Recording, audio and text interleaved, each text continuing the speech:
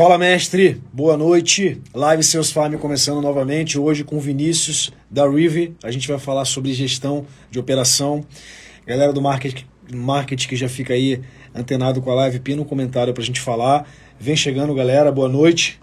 Muito bom ter vocês aqui. Esse papo, cara, com o Vinícius, a gente já teve o prazer de fazer uma live junto uma vez. Cara, eu tenho certeza que esse vai ser melhor ainda, porque a gente preparou um roteiro com umas dúvidas específicas para o cara que é especialista, tem uma ferramenta de gestão. Então eu tenho certeza que vai agregar muito para todos vocês que têm operação comercial. Vem chegando, galera. Hoje eu estou tentando aqui, por acaso minha internet não ajudou, botar um rock and roll pra gente, porque hoje é dia mundial do rock and roll e logo hoje eu não consegui entrar aqui com a música, senão ia atrasar o horário da live, mas faz parte, vamos que vamos. Vem chegando, galera, cara, o Vinícius já tá na área pra gente começar e vamos pra cima. Como é que tá, galera? Chegando meu áudio aí? Tá de boa? Não? Vamos que vamos. Internet realmente, cara, hoje não ajudou. Deixa eu ver se eu troco aqui pra gente conseguir botar um som. Enquanto o seu Vinícius não chega, galera, boa noite. Quem for entrando aí, como a gente, quero saber aonde tá a galera, valeu. Manda pra mim, da onde você fala, como é que é aí, que estado vocês estão. Galera da Salute na área também, fala Francisco, valeu Lucas pelo feedback. Hoje aqui, que som que eu vou botar aqui de rock and roll, só pra não perder a viagem, né? Aqui, ó, vou botar um aqui maneiro, só pra não perder o costume. Promoção Casa Nova Aquário. Opa. Cadê, galera? Vinícius acho que já tá na área, Rio de Janeiro, Goiânia, JS Consult, Ana na área também, Diego Carranca na área. Vem chegando, ó, rock and roll hoje. E Francisco, tamo junto. Cuiabá, Ana de Cuiabá, Vox Tio na área, Vox Tio, abraço pra galera da Vox Tio, Vendas Bueno. Vamos lá, Ana, tamo junto. Hoje dia mundial do rock and roll. Quem curte aí? Suporte distribuidora. Vem chegando, galera. Irupi eu queria conhecer, hein? Dizem que o café de lá é bom, né, Thaís? Vem chegando, galera. Boa noite. Seu Vinícius Merick já na área pra gente bater esse papo sobre gestão de operação, a visão de um cara que implementa a ferramenta. Já botei o Metallica aqui, ó. A galera pediu Led Zeppelin. Já rolou Metallica. Estão ouvindo aí? Vamos que vamos. Rock and roll na veia. Ávila na área, boa, fala galera. E aí galera, ó, só avisando, o papo de hoje vai ser animal. Vamos falar um pouco mais de gestão de operação, com a visão de um cara que tem experiência, tanto de consultoria quanto de ferramenta, cara, implementa isso em várias empresas, a Rive, né, cara, bastante conhecida no mercado já. Então assim, esse papo vai ser mega importante. Você que tem as dúvidas já vai mandando pra gente ir tirando aqui e vão pra cima, né? JP pedidos, JJ pedidos, na verdade, na área. Vinição, deixa eu ver se ele tá por aqui já pra eu chamar ele pra gente começar. Cadê? Ainda não, tô vendo por aqui. Enquanto isso, a gente vai ouvindo o nosso rock and roll, né, galera? E vão mandando as dúvidas aí, galera. Qual é a dúvida de vocês sobre a operação? O que vocês querem tirar de dúvida com a gente aqui? Acho que ele acabou de entrar aí agora, Vinicius, ó. Deixa eu já puxar aqui para conversa, para a gente começar esse papo. E vamos para cima. Aí. Vou te puxar aqui, Vinícius.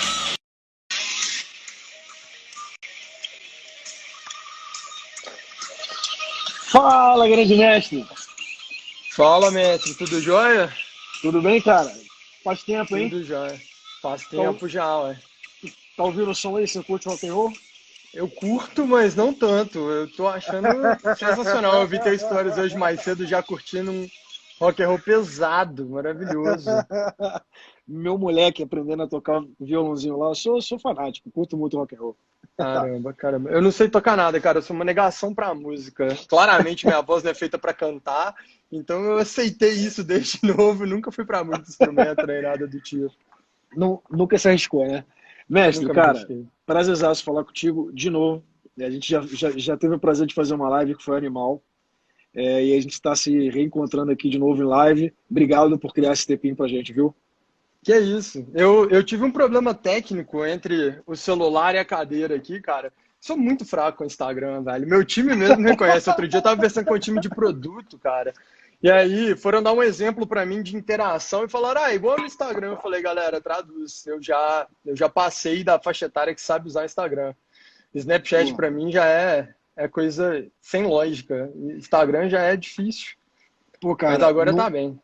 não me fala de idade não, porque, né? Porra, tu é mais garoto que eu penso, né?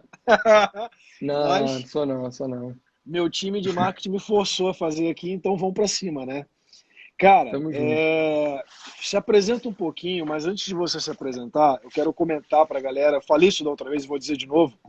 Quando tudo era mato, né? Pós tua experiência lá com a Sambatec, lá com o Gustavo e tal, porra, vocês começaram um trabalho de educação do caceta lá na Outbound Marketing, né? Cara, trazendo muito conteúdo, certificação pra galera, que até hoje, né, a galera usa muito, faz muita certificação lá de vocês. Então, eu entendo, cara, que vocês tiveram um papel aí fundamental, você com o teu time, na Outbound Marketing, de educação até desse mercado em tudo que a gente está fazendo, né? Então, porra, essa é a bagagem que quer dizer, eu atribuo esse mérito a vocês, eu acho que, cara, é importante reconhecer isso aqui, e o trabalho agora que vocês estão fazendo como Rive, né? Mas, cara, se apresenta pra gente aí, Vinição. Pô, vamos lá. Então, prazer, meu nome é Vinícius, né? Como você estava falando, eu comecei aí já. Pô, o tempo tá passando, eu já esqueço até quantos anos tem, mas já tem quase uns 10 anos que eu entrei nesse mercado de vendas. E quando eu comecei como outbound marketing, então era uma consultoria de vendas mesmo, a nossa ideia nunca foi ficar tipo, com serviço exclusivamente, a gente queria voltar para a tecnologia. E foi divertido porque o primeiro passo que a gente deu para falar de outbound no mercado brasileiro, ele aconteceu meio que por acaso, assim. Eu entrei lá na Samba a convite do Gus, do Gustavo Caetano, né? E aí, na época que o Gustavo me chamou, ele falou, beleza, eu preciso estruturar uma operação de inbound, outbound, a gente quer, tipo, entender melhor como marketing e vendas trabalham, tipo, em digital, em venda remota. Eu quero, tipo, entender como que tem uma esteira para se trabalhar com isso. A Samba está trabalhando, tipo, cada vez mais com pequenas e médias companhias também, e não só com grandes empresas que já estavam dentro do portfólio já da Sambatec. E aí ele falou, eu ainda quero tipo, fazer isso de uma maneira eficiente, então continuar trazendo esses grandes nomes para dentro, mas eu quero entender como que eu aproveito a força da marca da Samba para tipo, ter um processo legal tipo, voltado para pequenas e médias empresas. E eu falei, beleza, vamos lá, é um desafio legal. E por acaso a gente estava vendo um boom do inbound, prospecção passiva, marketing de conteúdo, raw content, resultados digitais, RD, tipo, estourando, tipo, na época. E para uma venda B2B, que era a venda da Samba, então vendendo de empresa para empresa, foi divertido, tipo, passar pelo processo de entender como que eu faria o outbound rodar, tipo, a nível de PME e a nível de enterprise, e ao mesmo tempo como trabalhar um inbound com uma marca que já tinha um histórico, um volume, uma força muito grande, mas não tinha, tipo, um modelo mesmo encaixado, tipo, de como que venda ia receber lead, como que venda ia fazer, tipo, para trabalhar, tipo, lá dentro de marketing, aquelas conversões, tipo, um pouquinho menos redondas, mais quadradas, que poderiam chegar em um ou outro momento. Então foi tipo divertido fazer esse processo. E por um acaso, assim, pela necessidade da Samba de continuar trabalhando com grandes marcas, a Outbound acabou ganhando um corpo muito grande, assim, dentro desse share de esforço que a gente tinha. E aí eu acabei começando a Outbound Marketing um pouco depois, era tipo um conteúdo quase um monopólio pessoal, igual o Lucas Santiago gosta de falar aqui pra gente. Então era tipo algo que a gente dominava muito bem, tinha muita gente pedindo referência tipo, pro time da Samba. E aí o blog veio meio que quase por acaso, assim, vamos compartilhar um pouquinho mais. Eu já estava na área de produto da Samba tipo há alguns meses, estava sentindo saudade de vendas. Falei, cara, eu quero compartilhar um pouco mais de como que a gente tipo viu o processo, como que a gente estruturou o processo. E aí vem uma jornada de entrar no mercado com um posicionamento contra a maré, né? Inbound, na época, estava passando por um processo muito similar ao que já tinha passado nos Estados Unidos, de falar assim, beleza, o outbound vai morrer, no mercado brasileiro acabou prospecção, algumas coisas do tipo, a gente não, existe tipo uma maneira legal de fazer, a gente consegue trazer tecnologia, a gente consegue trazer uma visão sistêmica, e ao mesmo tempo que a gente fazia isso, a gente tipo tava falando de, beleza, como que eu encaixo, como que eu gero sinergia entre inbound e outbound como operação de venda, seja ela remota, seja uma operação presencial. A gente passou aí uns 4 anos falando disso e olhando para o outbound de uma maneira quase que engraçada, assim, porque eu não via como um mercado e como uma categoria de longo prazo. Era um tema que inicialmente ele tinha muita atração e que a gente gostava muito, mas eu não via como uma categoria exclusivamente. Então, com uns 2 anos já, tipo, marca consolidada, o blog bem grande, estourando, a gente lançou o primeiro certificado, acho que com 3 anos, então, certificado de Outbound Marketing e Vendas. A gente vendendo só consultoria e começando a lançar o Rive como plataforma, a gente começou a fazer um reposicionamento bruto que desencadeou agora, né? No ano passado, a gente fechando, tipo, venda de consultoria. Então a gente passou a só entregar tipo SaaS e a gente consolidando tipo uma categoria nova que hoje a gente chama de Sales Engagement. Então é uma categoria gigantesca, a gente tem um benchmark global insano, o Outreach lá nos Estados Unidos acabou de levantar 200 milhões de dólares com valuation de mais de 4 bilhões. A Salesloft levantou 100 milhões de dólares também agora em janeiro de 2021. Então é uma categoria que está explodindo. E muito vem justamente porque existe um problema básico em outbound, né? Que é o volume ele explodiu.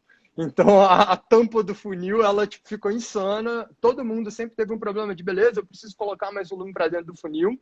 E o outbound com tecnologia nova ele permitiu que a gente explodisse aquilo. E aí nessa hora todo mundo veio e falou: beleza, tem um problema aqui tipo na minha gestão. Meu CRM ele tá meio quebrado, já tem uma cara. Ele não funciona do jeito que eu quero. Só que agora que eu coloquei esse volume insano realmente não tem mais jeito, assim, eu tenho que arranjar uma solução para isso. E aí foi quando o Sales Engagement começou a vir como uma tecnologia que ajuda tipo, a fazer toda essa gestão, esse controle do processo e manter o CRM como uma comunicação. Acho que é isso, cara. Principalmente o processo de outbound, né? Tem uns pontos do que você falou, galera, vem chegando, boa noite para quem tá chegando. Tem muita coisa que a gente fala, Vini, e essa é uma coisa que eu tô me policiando, cara, assim, a gente fala muita coisa que a maioria nem conhece, né? Então, quando a gente fala Sales Engagement e tal, mas tem uma coisa que você falou, eu quero só frisar aqui. Primeiro, para quem por acaso está ouvindo, porque a gente tem, cara, um público que, uma galera que, pô, é de empresa ainda tradicional, real estate, cara, economia real, que tá longe dessa realidade nossa, né? Então, eu vou fazer o papel de traduzir você aqui. Pode ser, Vini? Fica à vontade. Fica à vontade, assim, é necessário. Cara, porque, pô, você voa, assim, cara, primeiro de in, out, só uma diferença principal, para quem está entrando aqui na mesma página e não está acostumado com isso tudo, cara, inbound é um marketing de atração, onde eu faço geração de lead, por mais óbvio que pareça para muitos, cara, tem muita gente que não está nessa mesma página. O out é o que a gente fala da antiga prospecção ativa, né? Quando, cara, é o marketing de interrupção, é quando eu monto uma operação, onde eu vou atrás do lead frio, geração de lista e tal, e aí o processo muda porque tiver alguma coisa a acrescentar depois, fica à vontade, tá, Vini? Mas cara, em eu tenho que qualificar um lead que já chega para mim minimamente interessado em algum conteúdo e algo que eu fiz. O out não. Eu tenho um trabalho antecessor desde a geração da lista até a prospecção para gerar interesse nesse cara. Então, essa é a diferença principal entre uma coisa e outra. A história toda que o Vini contou agora é que ele pegou lá uma operação que vivia de in no momento que o Brasil estava lá, cara, e começou a falar de out e realmente foi, porra, era uma mosca branca naquela fase, né? Quase ninguém estava falando de out, né, Vini? Total. Só que, cara, até aproveitando esse embalo, já quero fazer uma provocação e te ouvir nesse sentido, porque eu já penso que é um conteúdo mega relevante para o momento que a gente está hoje. Presta atenção, galera, vocês que estão aqui agora. Grande Bueno, tamo junto, Bueno. Nossa live em breve. Mas é o seguinte, muita gente hoje ainda está surfando na onda, Vini, eu quero te ouvir sobre isso, do tráfego, do marketing pago, do Ads, do SEO, né? E, cara, a gente conversa com especialistas, a gente está nesse ramo e tal, e vê que cada vez vai ser mais difícil conseguir um ROI positivo, ou seja, um resultado positivo, dependendo somente de tráfego pago, de marketing pago e etc. Ou seja, mais uma vez, eu quero provocar aqui você que está assistindo, e eu quero te ouvir, Vini, mas se a tua operação comercial, a atração dela, hoje, depende exclusivamente de marketing pago, eu digo, e aí quero te ouvir, pode discordar, concordar, fica à vontade, tá, irmão? Cara, que talvez você tenha que começar a pensar em, porra, ter um canal mais independente. E o Alt, eu trago que, cara, talvez ele de novo venha, e não de novo, porque na prática ele nunca deixou de ser, né? Ele deixou de ser na moda. Mas eu acho que, cara, quem tem uma operação que consegue sobreviver com outbound, porra, o teu business talvez seja muito mais sustentável. Então, porra, quem hoje vive só de inbound, cara, ou só de marketing pago, né, o que é pior, quando você vê o custo do lead como está aumentando, os algoritmos como estão, cara, se tornando cada vez mais complexos e tal, daqui a pouco, cara, só viver de marketing pago, porra, você vai no máximo zerar para gerar base e depois tu vai ter que vender para essa base, porque, cara, vai ser muito difícil converter somente com tráfego. O que tu acha, mestre? Cara, eu gosto de 2 pontos nisso. Eu concordo contigo, acho que numa linha geral.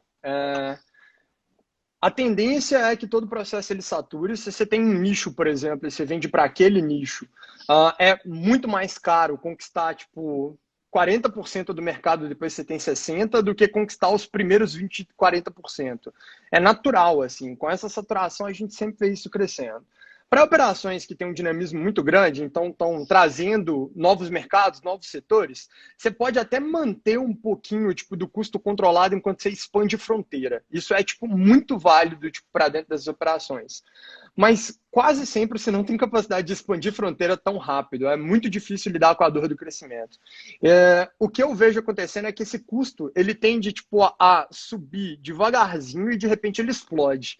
E aí o problema desse tipo de crescimento exponencial é esse. É que chega no momento onde a operação está precisando de gasolina, ela precisa de combustível e você não tem capacidade de colocar esse combustível para dentro se você não triplicar, quadruplicar teu custo tipo, no curto prazo.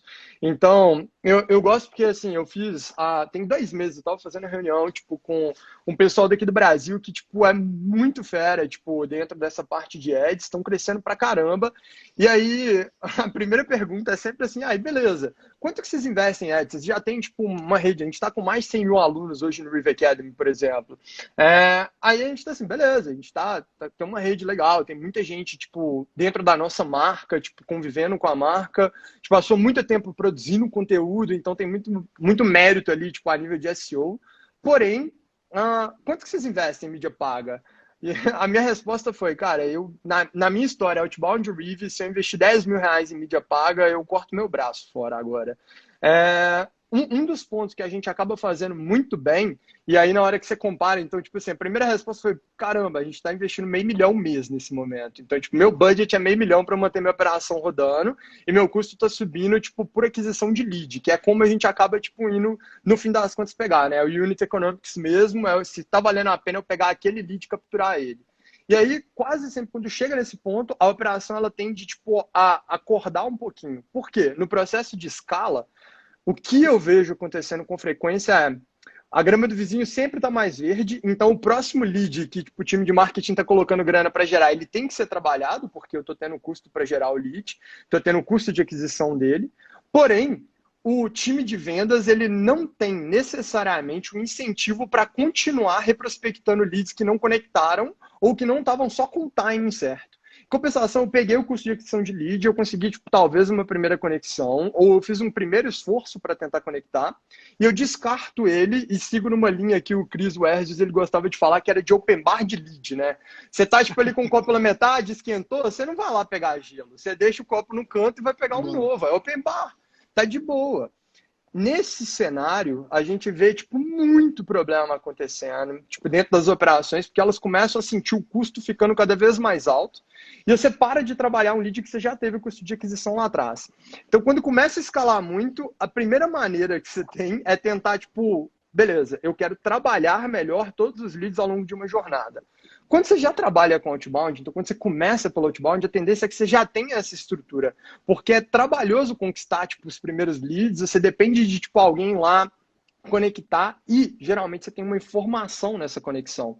Você já tem uma informação na pesquisa para conexão. Então, retrabalhar essa informação é muito mais necessário, porque senão você tem que escalar a nível de geração de lead e depois sair tentando conectar e você não quer desperdiçar todo mundo, sabe? Tá rolando o jogo do galo aqui, então se fizer muito barulho, relaxa. é isso. Não, mas o áudio tá bom. Não, então tá show. Mas o que eu vejo é muito isso, assim, as operações que elas, tipo, querem dominar em uma coisa, não tem problema começar por ads, mas você tem que entender o momento certo onde, tipo, você ganhou maturidade e tração e você tem que começar a transicionar para aproveitar os leads que você já teve um custo de aquisição. Se você não faz isso e continua, tipo, colocando dinheiro no topo do funil, a máquina, ela tende a ser um funilzinho cheio de furo, né? Então, ele tá cheio de furo onde vaza lead o tempo inteiro e como você não tem um processo de retomada, porque você não precisa, você tá investindo mais dinheiro lá no topo, você sempre, tipo, continua trabalhando com isso. Na É prática, difícil. não, mas na prática, o que você está falando, a gente vive nas operações, né, Vini? E assim, beleza, você pegou, cara, imagina, em algum momento você pagou para adquirir aquele lead. Cara, uma vez ele estando na tua base, na prática, chega um momento que você não sabe mais se aquele cara é in ou out, porque assim, imagina, o cara, porra, há um ano atrás você investiu para adquirir esse cara. Ele tá na tua base e ele vai, cara, uma vez estando na tua base, é o que você falou, é muito mais uma boa gestão do que eu tenho na minha base, né? Porque, eventualmente, periódico, eu vou fazer campanhas, esse cara volta a ser trabalhado, e em algum momento, cara, ele se torna um lead frio, às vezes, né? Embora lá atrás ele entrou pelo viés do in, mas se ele entra e não sai mais, como tem que funcionar dentro de cada operação, né? Ou seja, o lead que eu perco e não converto, eu não tenho que perder ele. Ele tem que, cara, ir para minha gestão de perdidos, digamos assim, porque eu vou ter alguma ação para ele, eu vou dar um destino para ele em algum momento, né? Então acho que isso dialoga um pouco com o que tu falou, né, Vini? Ou seja, cara, em algum momento a gente fala, quando a gente estava, porra, tocando operações lá com volume gigantesco, tipo eu tinha lá na, cara, empresa de software anterior, por SaaS, né, cara, a gente chegou a vender 300 contratos mês, 400 contratos mês quase em alguns meses. Então, assim, é um volume bizarro. E 70% às vezes desse volume a gente fazia com leads que a gente já tinha na base. E chega um momento que, assim, cara, tem leads que a gente adquiriu com lista, tem leads que vieram por campanha ou ferramenta que a gente botou no ar de captura, né? Chega um momento que pro share de mercado que você tem de leads, não faz diferença.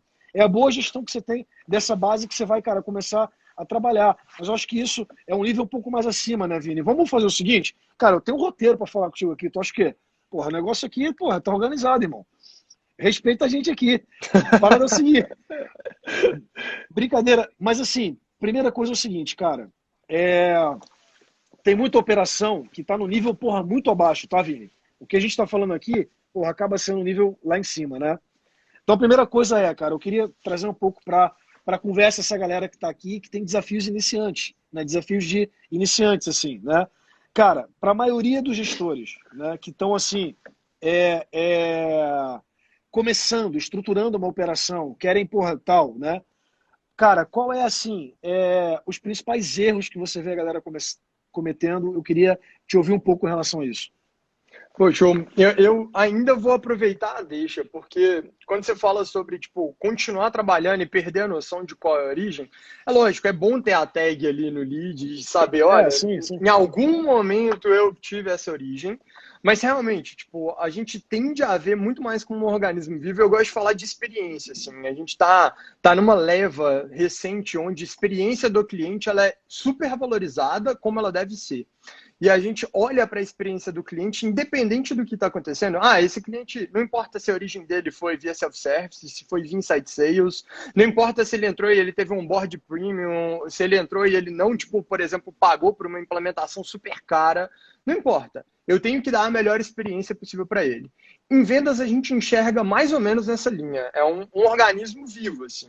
E um dos primeiros erros que a gente tem é voltar, tipo, para uma visão ainda, tipo, um pouco retrógrada de vendas, de, tipo assim, não, beleza, todo vendedor ele tem que ser igual cachorro louco, sabe? Ele tem que pegar e tem que destruir. Eu, particularmente, uma das coisas que a gente tipo, defende muito aqui dentro da Reeve, estudando operações de alta performance de vendas, é que, lógico, a gente sempre tem que trazer uma visão onde nós queremos conquistar um objetivo, e esse objetivo ele é desafiador.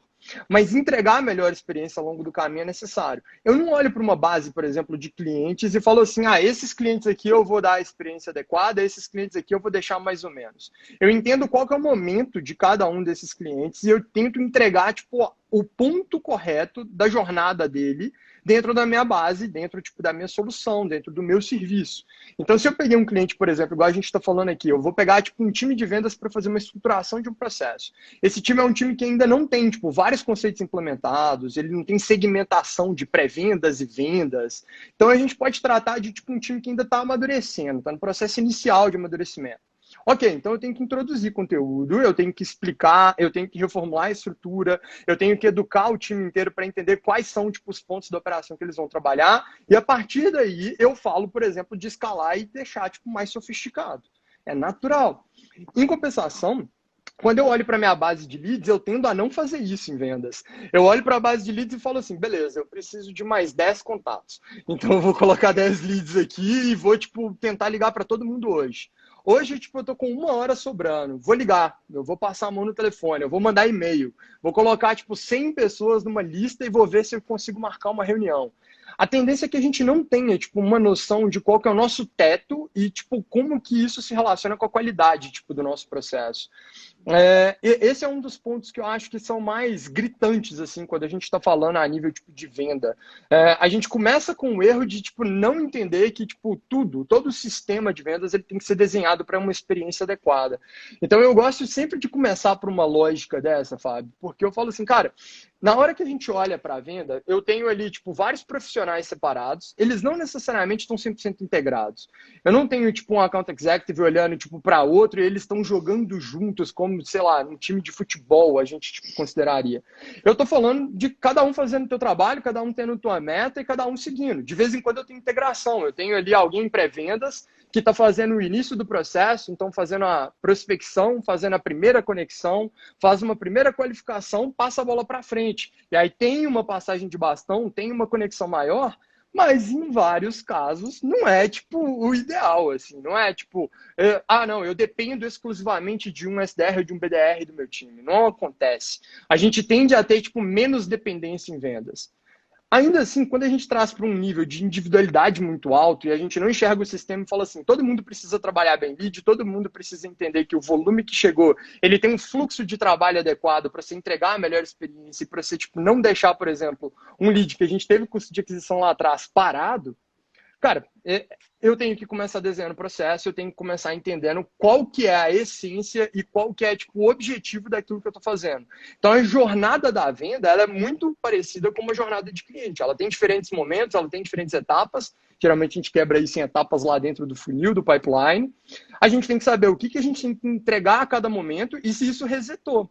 Se eu tenho um cliente, por exemplo, aqui dentro do Reeve, que já passou por 6 meses de implementação, teve tipo um início de resultado super legal ali com 3 meses, começou a escalar, começou a rampar, e aí por algum motivo tipo, veio uma empresa grande, contratou todo mundo do time dele. Ou ele perdeu tipo, uma pessoa para aqui, outra para ali, aconteceu alguma coisa do tipo. Agora ele tem que resetar.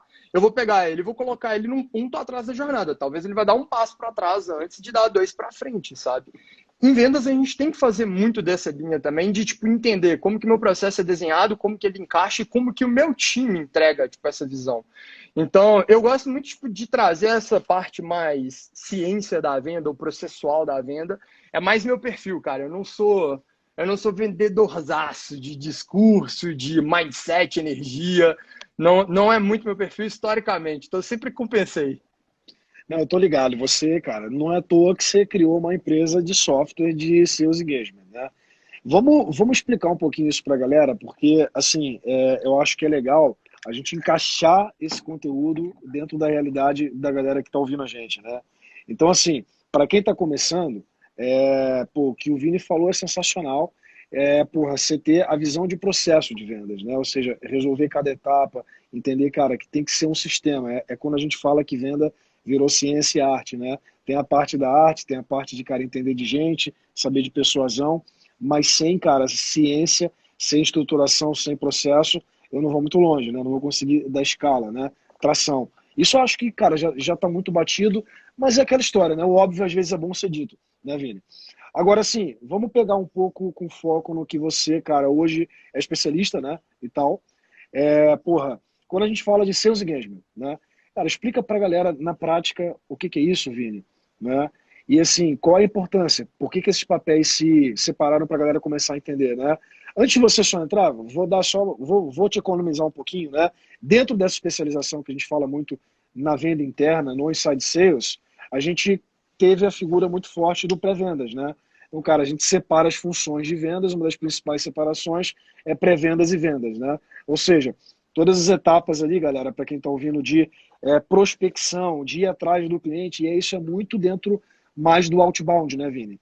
Porra, principalmente quando é out, isso tem né, uma relevância maior. E aí, a função, basicamente, muito enxuto, do pré-vendas é colocar o lead no funil, perdão, colocar um lead, cara, qualificado para o vendedor tocar dali para frente, a reunião de vendas e tal. Então isso se dá muito em vendas cada vez mais complexas. Esse é o conceito básico, né? E aí, assim, porra, tem N CRMs hoje, que teoricamente cuidam de todo o funil, mas surgiram as ferramentas de sales engagement. No Brasil a gente tem várias, né? Mas, pô, o Vini é CEO ainda, né, Vini? Da Rive, né? Cara, então conceitua pra gente o porquê, qual a importância de ter uma ferramenta de sales engagement, como isso diferencia o processo, né? Pra, cara, botar a galera na mesma página. Pode ser? Pode, vamos lá, cara. Eu gosto de falar que são 4 etapas para a gente realizar que Sales Engagement realmente era necessário, né? A primeira é que a gente, tipo, começou a definir que precisava, tipo, ter uma operação de vendas. As empresas entenderam que a maneira mais eficiente delas distribuírem uma solução era tendo uma pessoa que apresentava essa solução. Isso é basicamente a realização de que a experiência de compra, ela nem sempre é determinada simplesmente por você entregar todas as informações para a pessoa do outro lado. De vez em quando é sobre você questionar, de vez em quando é sobre você, tipo, bater um pouquinho, então ser desafiador, tipo, em relação ao status quo que a pessoa está vivendo.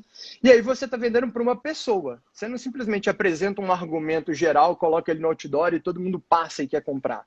Então, esse processo de educação e essa experiência necessária para realizar a venda, ela foi a primeira realização das empresas. E aí, na hora que realizou, beleza, eu preciso de tipo uma pessoa ali na frente realizando a venda para outras pessoas. Essas outras pessoas podem representar empresas, que seria uma venda B2B, business to business, ou ela pode representar tipo um consumidor final. Então, eu compro no meu próprio nome. Então, é uma venda mais B2C. A gente tem N outros fatores, tem B2B, B2C, tem B2G vendendo para governo, a gente tem 1 bilhão de tipo, variações, mas sempre é tipo, a gente tratando de tipo, como que eu vou relacionar com essas pessoas ali na frente. Então, inicialmente, quando o mercado entendeu isso, a gente falou, olha, beleza, agora eu tenho que ensinar quem está na linha de frente da minha operação, fazendo a venda acontecer, a ser bom em vendas. O que é vender? Então a gente começou a entender um pouquinho mais de psicologia humana, a gente começou a entender um pouquinho mais do que eu tenho que passar de educação para um lead, para ele começar a entender que ele deveria comprar. A gente começou a entender um pouquinho mais quais eram os desafios. Então eu batia lá na porta de alguém, tipo, no século passado, batia na porta de alguém e falava, beleza, eu tô querendo vender aqui isso para você. E aí, o que acontece nessa hora? Tá todo mundo disposto a me receber? Tá todo mundo disposto a parar e tirar um tempo? Tem gente que nem atende a porta. O que acontece? Eu bato de novo na porta de quem não atende? Eu volto no outro dia se a pessoa fala que naquele momento está ocupada? Eu tenho que ir num horário certo? Então a gente começou a ter desafios e esses desafios eles são sistêmicos. E aí na hora que a gente começou a treinar todo mundo muito bem, entender mais da psicologia de vendas, esse mercado deslanchou. E esse é um mercado gigantesco até hoje, assim. Entender um pouco mais de como que nosso cérebro funciona, qual que é a nossa capacidade tipo, para convencer outras pessoas, quais são as técnicas utilizadas, é spin, eu vou usar o framework do DPCT, eu vou tipo, trazer um bunch. Isso é gigantesco, e tem muitos e muitos anos que é gigantesco. Spin Selling não é um livro tipo, de 20 anos atrás, é um livro de 40, 50 anos atrás já. Então é um mercado que tem tido muito investimento. Na época que o Neil Rackham lançou o Spin Selling, ele tinha passado um tempo levantando tipo, milhões de dólares para ele conseguir fazer uma pesquisa gigantesca no mundo inteiro. Não era algo que tinha pouco investimento e ele era um acadêmico fazendo uma pesquisa com 2 pessoas. Era algo extremamente lucrativo para as empresas quando ele começou a trabalhar. E aí, a gente realiza o segundo momento onde existe um desafio sistêmico. Como que eu gerencio tudo isso que está acontecendo?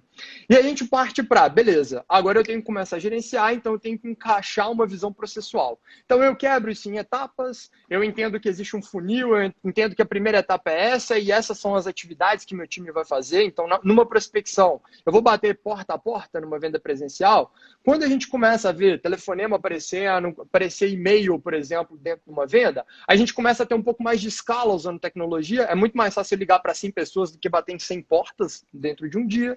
Então a gente começou a ver o volume aumentando, as empresas procurando maneiras de encaixar um aumento de volume para aumentar a taxa de crescimento da própria empresa.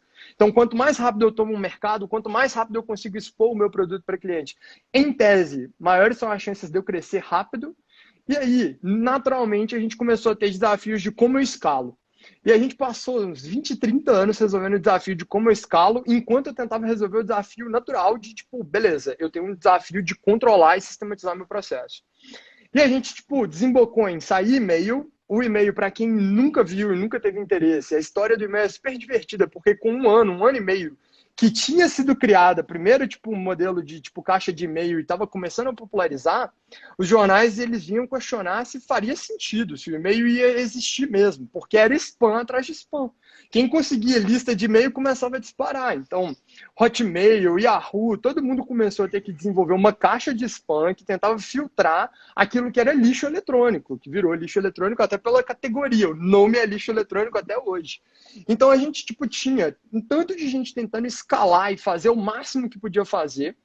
Só que o desafio ele era de garantir que eu tinha controle sobre isso. E aí, de novo, a gente estava falando agora, por exemplo, de ads, a gente começa a ter um custo de aquisição que começa a subir para todo o canal. Quanto mais eu tento aproveitar um canal sem qualidade, maior a tendência é que eu consiga percorrer e passar pelo que a gente chama ali de low hanging fruit, ou a fruta do galho mais baixo da árvore, né? Quando você tem uma árvore ali toda cheia de frutos, a árvore é alta. O que acaba primeiro? É sempre as frutas do galho mais baixo, porque elas são as de menor esforço para a gente chegar. Ninguém precisa subir na árvore lá no teto, correr risco de cair, ter que passar por meio de galho, etc. É difícil. Então, naturalmente, o low hanging fruit, essa frutinha ali do galho mais baixo, ela é a primeira a ir embora. Isso acontece na natureza, desde sempre. Em vendas é a mesma coisa. Você passa, e você tenta arrasar a terra, mandando e-mail para todo mundo, ligando para todo mundo, low hanging fruit vai passar. E aí agora você tem que trabalhar com os outros 80% numa lógica de Pareto de 20 e 80. Você teve 20% de esforço, pegou 80% do resultado, que são as low hanging fruits, e agora você vai ter o restante do seu mercado, que pode ser gigantesco para trabalhar, mas com aquele 20% de esforço, você já tirou tudo que você tinha para tirar. Nesse cenário, as empresas começaram a tentar encaixar o CRM, que foi a primeira visão. O CRM começou como caderneta, então o vendedor de rua, ele ia lá e anotava, algumas das coisas que ele tinha que anotar. A caderneta tinha um padrãozinho, então ele colocava quantas visitas que eu fiz, etc., todos os dias, e aí ele, depois retornava essa caderneta, tinha alguém que ia lá e fazia, meio que um acompanhamento, uma documentação e entregava uma análise para a gestão. A gestão, tem que fazer o quê? Ela tem que, diagnosticar problema, entregar, soluções, garantir que ela está otimizando o resultado, que ela está, conseguindo entregar projeção, ela faz forecast dentro de uma linha de previsibilidade que para vendas é 100% relevante. E aí a gente começou a ver cada vez mais o gestor falando, eu ainda não tenho controle suficiente, eu vou encaixar, uma ferramenta nisso. E o CRM, ele começou a ganhar cada vez mais corpo. Então, toda vez que, alguém faz uma partezinha pequena da operação, ele tem que entregar uma próxima parte da operação, ali dentro. Então, antes eu marcava que eu tinha feito uma reunião. Agora eu tenho que marcar que eu fiz uma reunião e onde foi essa reunião, porque o meu gestor quer saber se eu voltei na reunião caso eu não tenha conseguido fechar a venda. E eu tenho que voltar nela em 3 meses. Então eu tenho que parar, o que eu gastava 1 minutinho depois de fazer a reunião, agora eu gasto 5, porque eu tenho que anotar mais informações. E aí a gente foi, aos poucos, colocando um pouquinho mais de burocracia, de complexidade, e o processo ele começou a se tornar atravancado. A gente chegou num ponto onde, basicamente 60% do tempo de um profissional de vendas, ele não era dedicado a realmente vender. Ou seja, a colocar mais volume no pipeline e a trabalhar o volume que ele está no pipeline. Ele era dedicado a vencer a burocracia do processo e avisar o que ele tinha feito para que alguém tivesse visibilidade do que estava acontecendo e, potencialmente, caso tivesse essa visibilidade correta, pudesse otimizar aquilo. Então a gente chegou tipo, num patamar onde a briga eterna dentro da subcultura de vendas das empresas era o gestor tá o tempo inteiro brigando para ter o CRM organizado, o tempo inteiro tentando criar incentivo para garantir que o CRM está organizado, e o time está o tempo inteiro encontrando maneiras de burlar o sistema.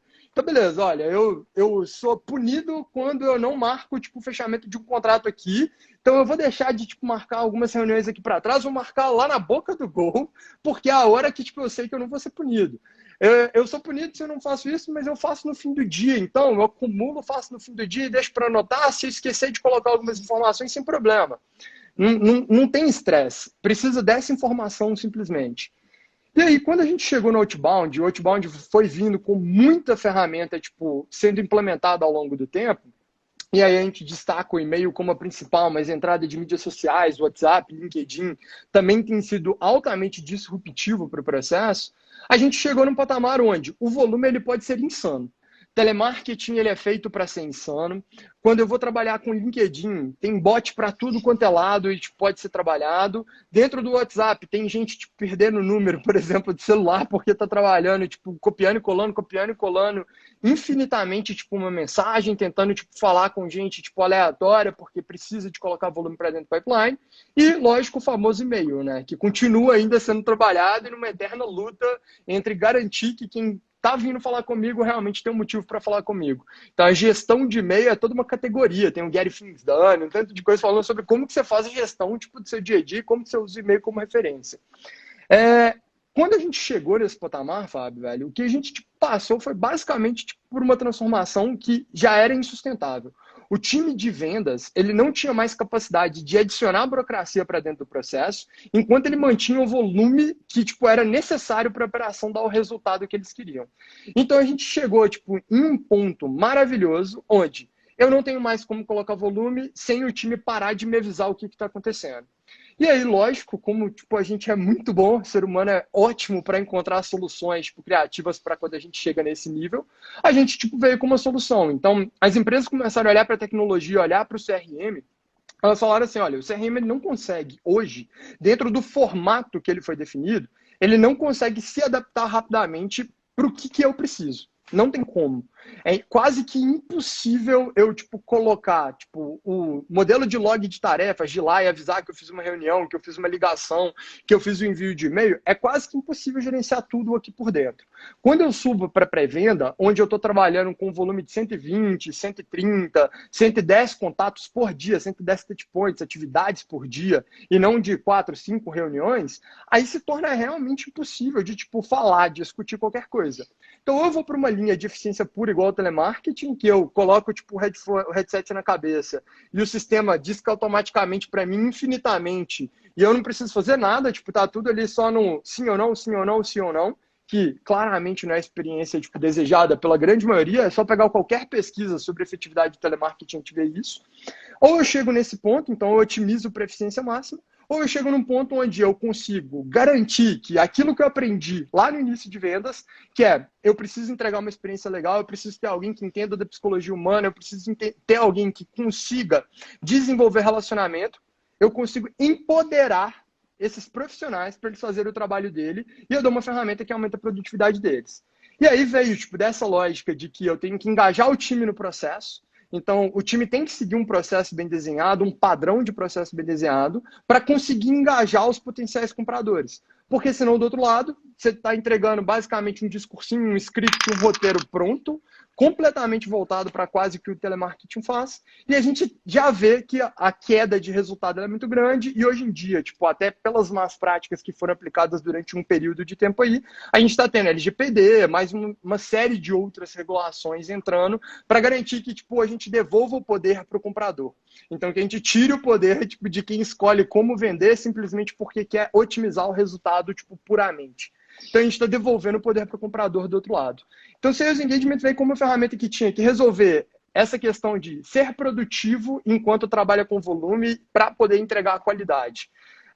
A ideia é que você construa, o Cordô está aparecendo aí, ó, o Cordô da MeTime também. Sim, fala Cordovez, um abraço. Tá me devendo outra live, Cordovez, vamos marcar outra live aí para a gente falar.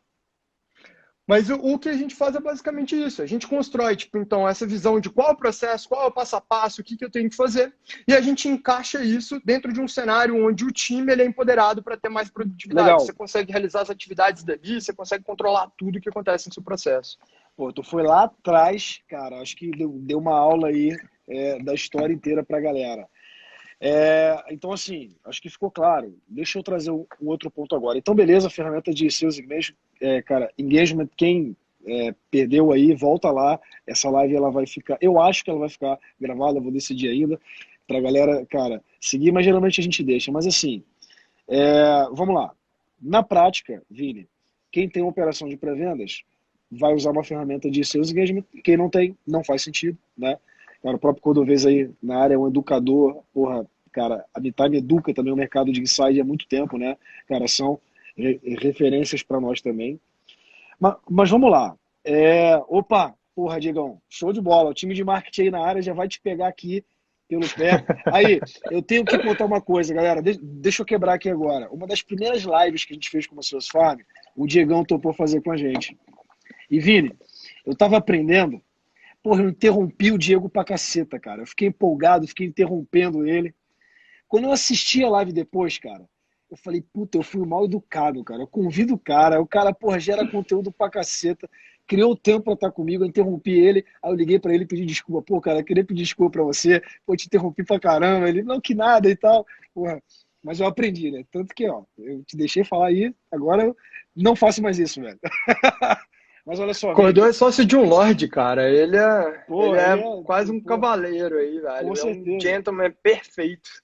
com certeza. Mas vamos lá, eu tenho umas dúvidas que eu queria te provocar. Aí, boa, Diegão. Vamos lá, cara, é o seguinte. Sales Engagement, por exemplo, e essa aí vai para tu também, tá, Diegão? Se quiser aqui comentar, vamos que vamos. Para a indústria. Cara, você pega, por exemplo, uma indústria, aí seja de, cara, qualquer coisa, mas geralmente uma indústria, ela tem um desafio que cara, ele trabalha com carteira, né? De cliente, time externo, de representante para atender. Por conta até mesmo da pandemia, grande parte das indústrias, cara, começaram a internalizar operação. Isso não é um movimento que vem só da pandemia, mas que na pandemia a galera ficou impossibilitada de vender. Então os caras tiveram que partir para uma operação de inside sales, que a gente chama de inside sales, para essa galera ainda é telemarketing, ainda é televendas, Vini, né? E aí, assim, cara, quando eu vejo essa estrutura, eventualmente uma indústria vai ter um puta RP lá, vai usar um SAP, um Sank, um TOTOS, alguma coisa dessa. O time de representante, cara, primeiro, controlar representante na rua é um puta desafio, né? Porque os caras têm vêm de uma cultura. O representante comercial não é um cara que nasce nessa cultura de inside sales, é um cara que há 30 anos visita porta a porta, cara, controla manual, e eu sei que existem hoje ferramentas de força de vendas e tal que tentam, via aplicativo, via de várias formas, melhorar o controle que eu tenho do meu time externo, né? Agora, voltando para a parte de força interna das indústrias, por exemplo, cara, você vê a Sales Engagement se encaixando nesse processo, porque assim, a indústria, ela precisa fazer follow-up com a sua base, com a sua carteira, para manter os clientes ativos, vendendo e etc., mas ela também precisa prospectar novos, né? Então, cara, como é que você vê isso? Você tem clientes, indústria, como é que funciona? Fala para mim. Bora, vamos lá. Cara, é divertido porque, assim, não tem receita de bolo ao falar, tipo, de uma categoria que é, tipo, muito genérica. Para a indústria, para ag, tipo, então setor de agro, tipo, por exemplo, a gente, tipo, vai trabalhar, tipo, de maneiras completamente distintas, mas, tipo, tem muita coisa que lembra de um lado ou de outro, sabe? Você pode contar o case de como que você implementa numa agro dessa? Pô, seria massa. Vamos lá, cara. Então, o grande ponto primeiro, você entende, tipo, independente de ser agro ou ser indústria, a gente tipo, vai entrar e a gente vai entender qual que é o tamanho do potencial de mercado deles. Então, eu tenho muito lead para poder trabalhar, você já domina boa parte desses leads. Então, quando você entra, por exemplo, em um líder de mercado que está dominando ali 40, 45% do share total nacional, você já está falando de tipo, ter um trabalho de manutenção de base muito grande, de expansão dessa base muito grande, porque você tende a ter tipo, grandes clientes que vão fazer processo de recompra, expansão, e aí você vai garantir que você tem um relacionamento bem desenvolvido. Esse é um trabalho que vai tipo, para um gestor de conta, e aí ele tem a carteira dele, ele vai fazer essa gestão de tipo, quando que ele tem um touchpoint, quanto que ele liga, quanto que ele manda um e-mail, de quanto em quanto tempo que ele tem que fazer isso. Esse processo as empresas tendem a tomar conta muito melhor do que elas tendem de olhar para as fronteiras do que elas estão trabalhando. E aí, se eu falo, beleza, eu estou falando de alguém que é líder no mercado e esse mercado não tem grande volume. Então eu preciso fazer um trabalho de desenvolvimento de conta, entender o máximo possível de uma conta e qual que é o momento tipo, de entrar em contato com o meu potencial comprador. Geralmente isso faz parte assim, desse trabalho. Eu tenho um account planning muito claro e muito forte. Então a gente vai para uma linha de account-based sales. O que é o account-based sales? Né? Então é a venda baseada em conta. Eu defino qual que é o target, qual que é a empresa para a qual eu vou vender, e aí eu começo a construir toda a minha estratégia para realizar aquela venda.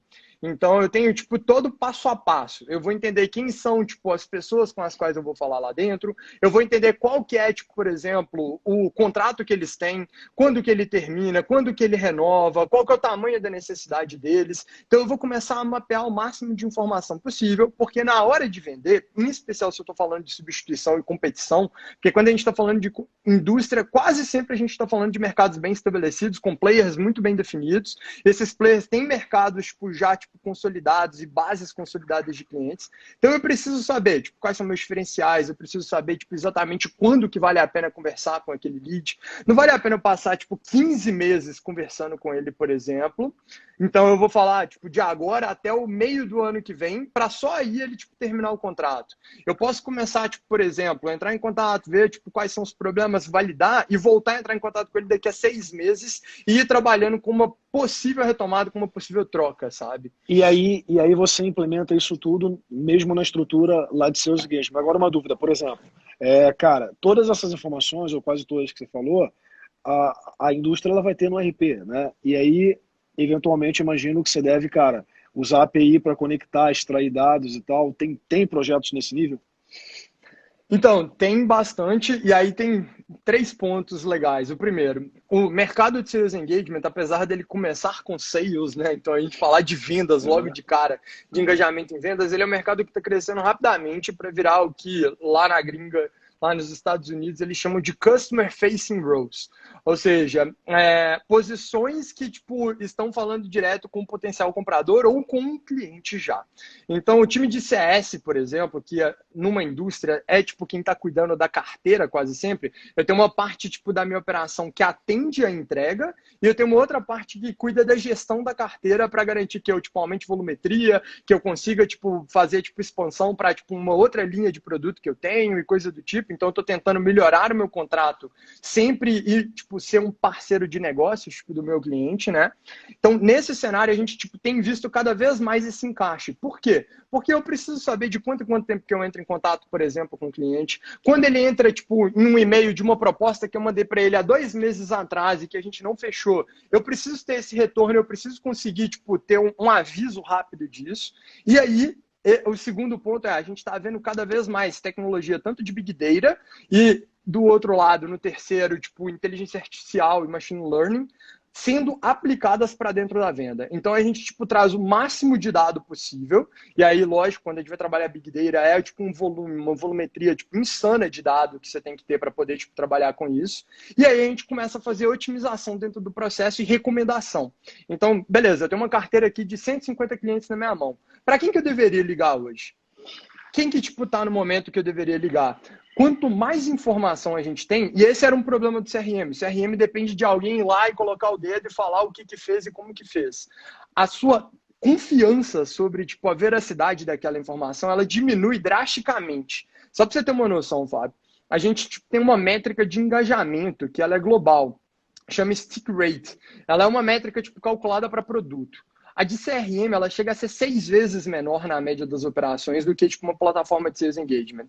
Então, o que, tipo, a galera começou a fazer é, tipo, falar assim, beleza, o CRM, ele é, tipo, relevante, ele é super relevante, eu tenho CRM dentro de casa, eu recomendo a todos os meus clientes que tenham, a gente, tipo, inclusive, tipo, promove, tem, tipo, muita parceria, eu sou integrado hoje a mais de 10 CRMs, por exemplo, como o Rive. A gente, tipo, quer que eles sejam integrados porque a gente acredita que gera mais organização e visibilidade. Porém, o que o Sales Engagement ele vira é um work layer, é a camada de trabalho que o time, que a operação, ela vai, tipo, colocar todos os dados do que ela está fazendo. Então, ele, tipo, engloba tudo que você tem que fazer e depois ele manda para o CRM que vira, tipo, um data layer, que é uma camada de dados. Quando eu tenho muito dado e o dado tem uma taxa de confiança alta, eu consigo jogar esse dado para uma máquina trabalhar com ele e tirar, por exemplo, o que eu deveria fazer, como que eu deveria otimizar meu processo, para quem eu deveria ligar, quais são leads que eu tenho dentro da minha base que tem um perfil parecido com quem fechou contrato comigo. Então eu tenho tipo uma infinidade de possibilidades nesse cenário, saca? Então Legal. é muito legal, cara. Legal. Tem alguns desafios nesse meio que eu queria entrar mais, mas assim, cara, a gente é muito assunto, cara. Eu ia entrar nas integrações, eu ia entrar como fica o ciclo de vendas quando eu tenho uma ferramenta para outra, como é que a gente... Mas, vamos deixar as perguntas para a galera aí, porque o tempo está acabando. Eu posso responder só uma, porque eu gosto muito dessa pergunta, cara. Só uma. É a sobre Então o ciclo vai. de vendas. É muito divertido. Eu acabei de, tipo, eu tava tipo, em reunião com o meu time de ciência de dados aqui dentro. Tipo, na semana passada, a gente pegou um dado histórico muito legal e a gente estava comparando com algumas pesquisas de mercado já. É divertido porque você vê que mais ou menos 60% dos leads que são fechados, eles são novos leads. Então, ele acabou de ter uma conversão e cair tipo, para um responsável pela venda. Então, seja ele um SDR ou um vendedor mesmo. Então, mais de 60% dos leads, eles são leads que acabaram de converter e caíram no colo. Então, é tipo assim, beleza, esse é um lead que você tem que trabalhar. Quando a gente fala disso, a gente tipo, vê que a média das empresas tipo, demora 40 dias para converter. Então, tipo, pegar tipo, um contato do momento do recebimento, se for um vendedor e num time segmentado, ele recebe uma bolinha um pouco mais redonda, né? Porque o pré-vendedor já fez o trabalho de conexão, qualificação, etc. Mas, tipo, mais ou menos 40 dias de ciclo médio. A parte mais legal é que é contra-intuitivo, cara. Quando você pega uma operação de Sales Engagement, uma boa operação de Sales Engagement, o primeiro resultado é encurtar o ciclo, porque você consegue trabalhar melhor os contatos, e aumentar o volume de contatos que você converte, tipo, que estão chegando de uma primeira conversão. Por quê? Porque você está trabalhando melhor eles dentro de um processo que tem atividade, tipo, bem planejada, você sabe que você não vai deixar o lead passar no seu funil e ser esquecido porque, tipo, caiu mais volume e, tipo, tem que continuar trabalhando, toca o pau. E aí, olha que doido. O primeiro resultado é esse. Eu diminuo o ciclo e eu aumento tipo, o aproveitamento tipo, da minha base de leads. Mas a tendência é que eu comece a alongar meu ciclo ao longo de tipo, pelo menos 6 a 12 meses. E aí você fala assim, pô, mas é ruim, né? Eu estou aumentando meu ciclo. Não, porque eu continuo expandindo o aproveitamento da minha base e subo para mais de 80%. O que isso significa, Fábio? De uma maneira 100% simples. Eu estou trabalhando melhor os leads que eu recebi lá atrás, eu estou pegando lead que nunca ia ter convertido, tipo, dentro do meu pipeline, e eu estou conseguindo converter eles, mesmo que eu demore um tempinho a mais, tipo, desde o momento que eu recebi eles, até a gente, tipo, chegar, tipo, na conclusão ali, no fechamento da venda, na assinatura do contrato. A gente vê isso acontecendo num período de 6 a 12 meses, cara. Então, tipo assim, é um período de reprospectar, é um período de recuperar a lead que tipo, já passou, não fechou por algum motivo. Ele volta para dentro do teu funil automaticamente quando você tem um gatilho dentro de uma ferramenta de Sales Engagement e ela dá esse retorno. E aí quando tipo, chega, tipo, beleza, eu tenho um account executive, ele tá rampando, ele passou 4 meses dentro do meu time fazendo um tanto de coisa. Em 4 meses ele tipo, recebeu lead, recebeu lead, recebeu lead. Quando ele completa 4 meses numa operação sem Sales Engagement, eu preciso continuar colocando o mesmo volume de lead na mão dele. Numa operação de Sales Engagement, a gente começa a reduzir esse valor em até 60% do volume de leads que eu tenho que entregar para ele. Porque começa a ter um retorno dentro do próprio funil. Olha, esse lead aqui você perdeu por time, ele pediu para você entrar em contato em 2 meses. Esse outro lead aqui, ele falou A, B, C ou D. E aí você começa tipo, a pegar o lead retornando automaticamente dentro de uma ferramenta de Sales Engagement, vindo recomendado, seja por Machine Learning, inteligência artificial, ou pelo processo que foi desenhado assim, que é tipo uma das coisas que a gente faz, por exemplo. E aí você encaixa, cara, e começa a ter tipo um ciclo maior, mas compensação com aproveitamento muito maior. mas muito maior mesmo. Isso é muito doido, cara. Ó, galera, curtindo aí, cara, o tempo acabou, mas só assim, uma coisa importante para quem, porque, cara, tem operações distintas, né?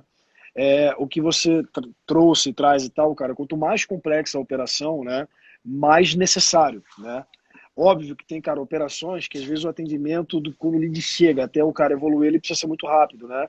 E dá para fazer o SEI, né? Mas cara, é bom ter ter esse olhar, né? Mas, Vini, acho que a gente cumpriu, cara, o objetivo de despertar a galera para o que significa, né? Da outra vez que a gente falou, acho que a gente falou um pouco mais abrangente, né? Falou mais de inside sales, falou de processo, contou história, né, e tal. Aqui a gente focou um pouco mais na questão de sales engagement, despertar a galera para isso, né?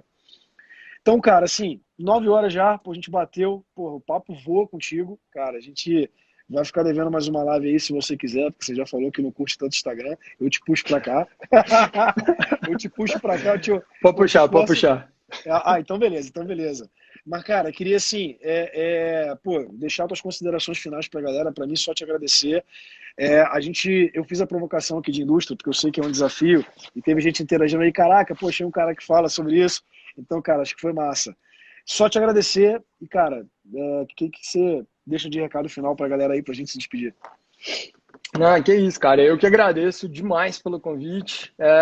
Eu sou meio recluso para essas coisas. Eu não sou, tipo, igual eu falei, eu não sou perfil tão expansivo quanto poderia ser. Não tenho muito, tipo, essa capacidade, mas eu curto pra caramba poder passar um pouquinho de conteúdo. Quem quiser dar uma olhada em um pouquinho mais disso do que a gente está falando, de, tipo, tentar trazer dado, a gente tem um report que é o Crack the Sales, que a gente lançou mais uma vez esse ano. Ele é, tipo, baseado completamente em dados. É só entrar em reef.co que você acha, tipo, lá dentro dos nossos materiais. Está lá, tipo, na home, lá no finzinho dele. Nele a gente faz uma análise de mais de 10,5 milhões de interações, por exemplo, para a gente, tipo, demonstrar quais são os canais que mais convertem, como funciona. Então, quem tiver interesse, quiser entender um pouquinho mais dessa visão processual, fica à vontade. Eu adoro fazer live, tipo, em especial quando tem gente boa que consegue traduzir as coisas que eu falo, porque 90% das reclamações são, cara, você fala muito inglês, você fala umas coisas muito estranhas, mas é muito bom, cara, assim, obrigado mesmo, Fabão, velho, você é monstro, brigadaço, meu velho. Sobre isso, a gente vai fazer em parceria, Seus Farm vai, cara, contribuir com o próximo report, eu acho que, cara, o nosso time tá fechando isso aí, né, até botaram lá, e, cara, vamos estreitando cada vez mais isso, Vini, eu que te agradeço, pô, você é um monstro. Parabéns pelo que você está fazendo com a Eve aí. Abração pro Diegão também que passou aí, né, e tal, cara, monstro também, vocês dois estão fazendo algo sensacional. Ele tá me mandando mensagem no WhatsApp falando que interrompeu as férias, velho, ainda fica me enchendo o saco. Velho, tamo juntão, viu? Obrigado aí, cara, pelas coisas que a gente tem. Velho. E vai construir mais. Abraço, galera. Tamo junto. Valeu, pessoal. Até mais. Boa noite.